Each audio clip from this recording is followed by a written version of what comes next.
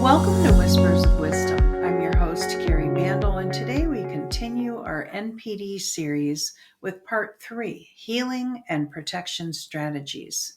In our previous episodes, we explored the foundations of narcissistic personality disorder and identified its relationship patterns. Today, we focus on practical recovery, how to heal from narcissistic abuse and protect your energy moving forward. This episode offers specific techniques for emotional healing, energetic protection, and reclaiming your authentic self. Whether you're in the early stages of recovery or further along your healing journey, these strategies can support your return to wholeness. Before diving into specific techniques, let's acknowledge that healing from narcissistic abuse follows a nonlinear path. You may experience several phases, often recycling through them multiple times. An initial crisis phase of shock and disbelief, where your reality feels shattered and you may struggle with basic functioning. A realization phase where patterns become clearer, often accompanied by anger as you recognize the manipulation you experienced. A grieving phase for the relationship you thought you had and the future you imagined. A rebuilding phase where you gradually reclaim your authentic self and create a new life aligned with your true values.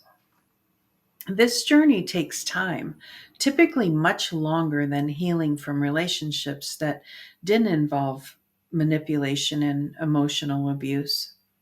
Be gentle with yourself through the ups and the downs, knowing that each step contributes to your healing. Let's explore specific approaches for emotional healing. First, validation and reality anchoring. After experiencing gaslighting, external validation helps restore trust in your perceptions. This might come through therapy with someone who understands narcissistic abuse, support groups where others share similar experiences, or educational resources that describe exactly what you've lived through. Many survivors report profound relief when they discover that their experiences follow recognizable patterns. It confirms that they weren't imagining the abuse. Journaling serves as powerful self validation. Recording incidents while they're fresh helps combat the doubt that gaslighting creates. Some find it helpful to create a timeline of the relationship, noting when red flags appeared and how the dynamic shifted over time. Second, processing trauma requires working through experiences both in mind and body. Consider trauma informed therapy approaches like EMDR, eye movement desensitization and reprocessing, or somatic experiencing, which helps process trauma held in the nervous system. For those who prefer complementary approaches, emotional freedom technique, also known as tapping, combines acupressure points with verbal acknowledgement of feelings. Expressive arts therapy allow trauma expression through nonverbal means like painting, movement, or music. Guided trauma release meditations specifically designed for narcissistic abuse can also support this process. Third, grief work is essential but often overlooked. Many survivors are surprised by the depth of grief they experience. You're mourning not just the relationship's end, but the person you thought you knew, the future you imagined, and aspects of yourself that were suppressed or damaged.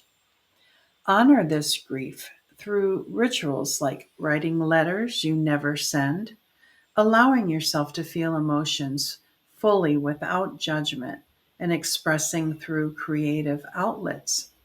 Remember that grief isn't linear. You'll move through denial, anger, bargaining, depression, and acceptance in your own unique pattern. Now let's explore the energetic dimensions of healing. Narcissistic relationships create powerful energetic attachments that persist beyond physical separation. Many empaths and sensitive people report feeling energetically drained or emotionally entangled with the narcissistic person even after separation. Cord cutting practices help release these energetic connections. Visualize these cords connecting your energy center to theirs and practice regularly cutting them. First, you visualize yourself through deep breathing and center yourself and see the cords of attachment. They may appear as ropes, tubes, or chains. And then, with love and firm intention, see yourself cutting these cords using visualized scissors, a sword of light, or simply your intention, and fill the space where cords were attached with golden or healing light. For ongoing well being, regular energy cleansing helps remove residual negative influences. Salt baths with intention setting. Sea salt or Epsom salt in bath water with a conscious intention of releasing energetic residue. I like to think of it as going down the drain. Smoke cleansing with sage, palo santo, or other sacred herbs, allowing the smoke to surround your whole body, visualizing negative energy dissolving. Sound healing through singing bowls, tuning forks, or even your own voice. Sound vibrations help break up stagnant energy patterns. Color therapy and chakra balancing. Visualizing specific colors, healing each energy center, particularly focusing on heart, solar plexus, and throat chakras that are often affected by narcissistic relationships. And spending time in nature, especially near water or trees, helps naturally reset your energetic field. Many traditions recognize water as particularly cleansing and trees as grounding and stabilizing. One of the most amazing routines you could have is GCP. It stands for Ground, Clear, Protect. I do it several times a day, but it is a great protection practice to adopt by creating an energetic shield before potentially triggering situations. The first step is to ground yourself to Mother Earth. You can do this by imagining roots extending from your feet into the Earth's core. You can use many methods. It's okay to make it your own. Use some rope or ribbon connected to your root chakra, or steel bars shooting into the earth. The options are many. Number two, to clear, use an element to wash away that which does not belong to you, sending it back to the source with love, because it's not yours to carry. Do this by using water to wash through you, or fire burning it out of you, even air blowing through you. To me, it usually appears as sludge and then turns clear, followed by hearts to represent love as it flows away. For protection, the third one, visualize a bubble of protection surrounding your entire body. It can be anything. Set the intention that only that which is for your highest good be allowed to enter. Everything else is reflected back to the source. Alongside energetic practices, practical boundaries create essential protection. The most effective protection is distance. When possible, implement complete no contact by blocking all communication channels, including social media, email, phone, and mutual friends who might serve as messengers. For those in co parenting situations, structured limited contact with clear boundaries work best. Use communication tools designed for co parenting that documents all exchanges. Stick to child focused topics only and clearly define communication parameters. I have needed to have a judge intervene by ruling in court what boundaries will be set. So use the tools available to make it happen. For work relationships or situations where complete separation isn't possible, try the gray rock method. Becoming as uninteresting as possible to reduce narcissistic supply. This means minimal emotional reactions, boring responses, and reducing any drama that might feed their need for attention. If you're worried about being harassed at work, make sure you let management know. They can provide a safe place for you to go in case of harassment or abusive situations by removing them and removing the person from your workplace. When interaction is necessary, implement strong communication boundaries.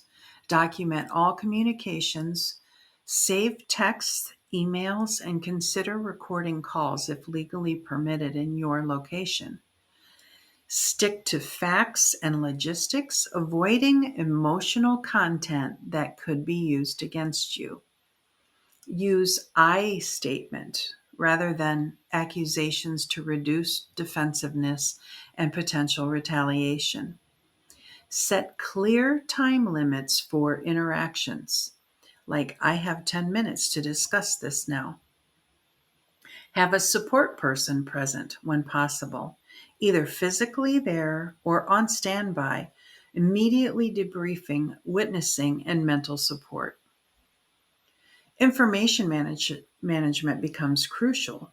Practice strict control over what the narcissistic person knows about your life. Share minimal personal details about your current life, emotions, relationships, or successes. Create separate social media accounts or enhance privacy settings that limit what they can see. Alert trusted friends and family about information boundaries so they don't inadvertently share details about you. Be cautious about mutual connections who may have information either deliberately or accidentally. Perhaps the deepest wound from narcissistic relationships is disconnection from your authentic self. The constant molding to someone else's expectations and walking on eggshells creates a habit of self suppression. Healing involves rediscovering preferences and passions that were dismissed or criticized during the relationship. Start with simple questions. What food do I actually enjoy? What colors appeal to me? What music makes me feel good? Do what makes you feel good. Practice self trust and honoring your intuition, which was likely undermined through gaslighting. Begin with small decisions and notice how your body responds. Tension often signals something isn't right for you, while a sense of expansion or relief suggests alignment. Reconnect with friends and activities you enjoyed before the relationship. Often, narcissistic partners isolate you from supportive connections. Rebuilding these relationships strengthens your authentic self. Create new rituals that affirm your autonomy and worth. This might include daily affirmations, self compassion practices, or celebrations of your progress, however small. Try keeping a rediscovery journal where you note things you enjoy. values that matter to you, and dreams you want to pursue independent of anyone else's influence. This creates a tangible record of your emerging authentic self. As we conclude today's episode, remember that healing is possible. Many survivors of narcissistic relationships report that while they would never choose to repeat the experience, the healing journey led them to greater self awareness, stronger boundaries, and more authentic relationships than they had before. The process requires patience, so be as kind to yourself as you would to a dear friend recovering from similar circumstances. Celebrate small victories. Allow yourself to feel all emotions without judgment and trust that each day brings you closer to wholeness. And join us next week for the final part of our series, Personal Growth and Boundary Setting, your roadmap to empowerment. We'll explore how to transform these painful experiences into profound growth, establish healthy boundaries that protect without isolating, and create relationships that honor your authentic worth. Until then, may you walk in healing light. Thank you for listening to Whispers of Wisdom. If this episode resonated with you, please share it with someone who might benefit. And consider supporting the show by clicking subscribe, like, or comment. Don't forget to show yourself love this week.